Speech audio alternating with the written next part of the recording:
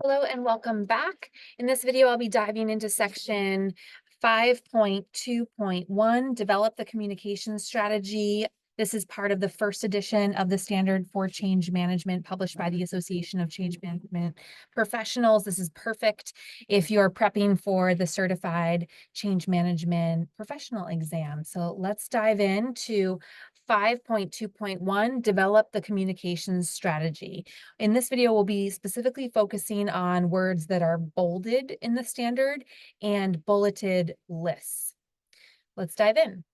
The purpose of develop the communication strategy is to create a strategy that, when executed, ensures that the organization and its customers are aware of and understand the organizational rationale for the change. It ensures that stakeholders are aligned regarding the program's expected value and benefits to the organization, initiation, projects, progress, challenges, achievements, completion, and realized benefits. The communication strategy should include the defined business rationale or case for change, stakeholders and sponsors, identified audiences, audience segmentation, and audience needs, targeted stakeholder messaging, identified communication channels and messaging frequency, identified feedback channels and loops, and communication governance and review process. So let's dive into a few of these in detail. Communicate the business rationale.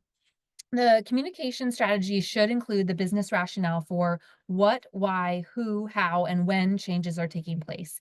It should provide the information and detail necessary to enable change sponsors and target the audience to understand the key messages, channels, and frequency that the messages will be delivered during the change execution.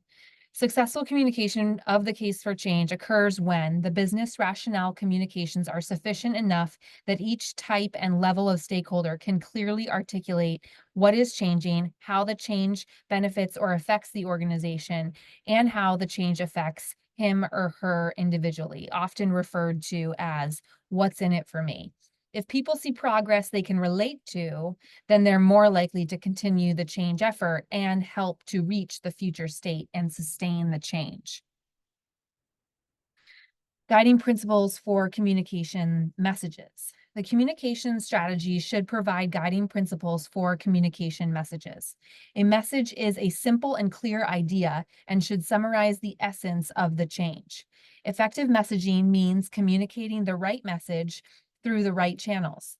Messages should be relevant and appropriate to the audience, and there should be continuity across messages.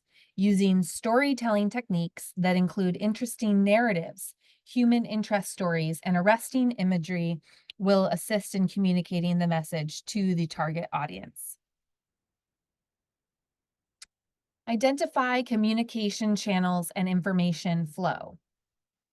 The stakeholder group and sponsors should depict where and how the information is shared within their respective organizations by mapping how communications will work throughout the organization.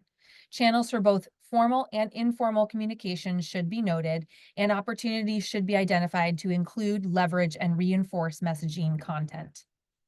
Considerations in developing an effective communication strategy include tailoring the communications activities to the needs, using message feedback, using push, pull, or interactive communications, and determining the best communication strategies, that is, vertical versus horizontal, verbal versus nonverbal, informal versus formal, oral versus written, official and unofficial, and internal and external. Communication, governance, and review process.